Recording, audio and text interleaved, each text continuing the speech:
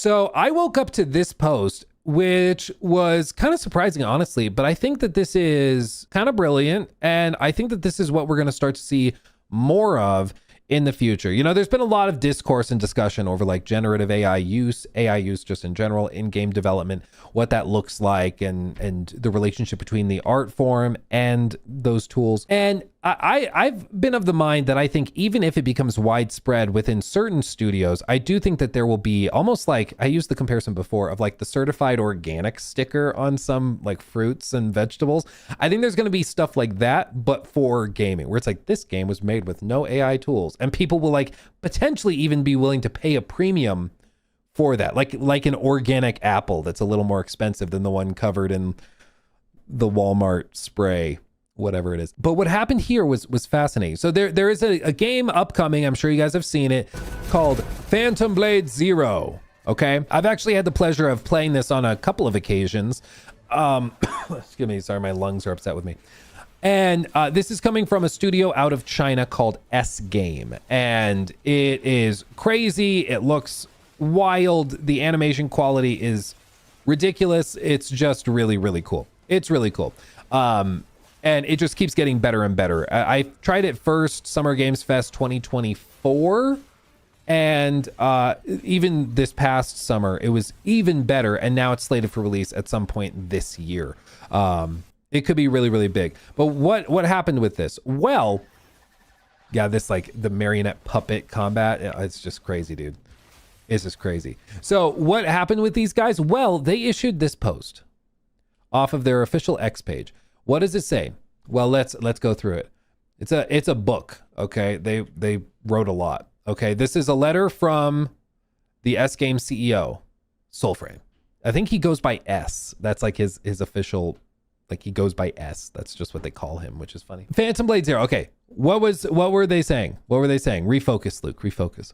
So Phantom Blade Zero is currently in the intense final stages of development. With the time we have left, we are pouring every available resource into pushing every aspect of the game to the absolute limit of our capabilities. We are fully aware that a profound technological revolution is unfolding around us. However, to this day, every single piece of content in our game has been crafted by the hands of real artists. We will not use AI visual tech that could alter our artists' original creative intent. Now, I think that this is happening for one primary reason, okay? All of this that's happening, I think, is a direct response to a couple of things that went down in recent memory. For one, you'll remember Crimson Desert had a bit of AI art found in it that were placeholders that were left behind. They swapped it out within like a day, but they found that. But I think the more pressing reason is because Phantom Blade Zero was listed as one of the games that was going to feature DLSS 5 support at launch. We didn't, as far as I'm aware, we didn't see it in use with the game. We just heard NVIDIA say in marketing materials that Phantom Blade Zero would feature it. I think that's why they're referencing it, is because people have said that DLSS 5 looks like it significantly alters the creative intent of the artists. So we don't like it. And especially when the news broke after the fact that people at like Ubisoft, people at Capcom that worked on those games didn't know about DLSS 5 until they saw the trailer with everybody else. Seems like it was an executive decision. It was not a developer decision, which is part of the reason people did not respond to it. And it's not like Phantom Blade Zero is a bad looking game, you know? Like it really is not. It's a good looking game, dare I say. As he goes through the body of this message, you can see they go through how they've put a lot of effort into like the 3D scans for each of the characters based on actual like cast members. Voice acting is in both Chinese and English, and it's got full lip syncing for both languages. Prototypes for weapons are drawn from the vast arsenal of traditional Chinese weaponry. They have master swordsmiths like forge actual replicas, which is something they told me when I was talking to some of the people working on the game. They were saying, no, like we actually bring people in from all over China who have expertise in these individual weapons, and then we bring them to the motion capture stage and do all of that. Like they go hard with it. Our combat is motion captured by over 20 highly experienced martial artists to capture the most authentic kung fu techniques. We consult directly with the masters and inheritors of traditional martial arts schools. When we need authentic swordplay, we invited sword masters from Mount Emei. I think when we needed lion dance choreography, we brought in lion dance masters from Guangdong. which is true. Like I don't know if you've seen the shots. Oh, it's still this. Okay. I wish you all around the world a happy and prosperous Chinese New Year of the snake. Yeah, look at this. So they're not just animating this stuff. Like, look at this. This is the motion capture they're doing for Phantom Blade Zero. Like, they could just go and hand animate it or whatever. They could do that, but they're actually putting people on a soundstage to do these crazy moves and motion capture it by camera, I guess. Just absolutely crazy. But like, this is the level of effort they're going to capture all of this, is that they're getting the actual artists, they're doing all of this to try and make it truly authentic. It's legitimately really, really cool. So I think the point of the message is they have from the beginning not cut corners, and they don't want people to think that they're cutting corners, because they're not.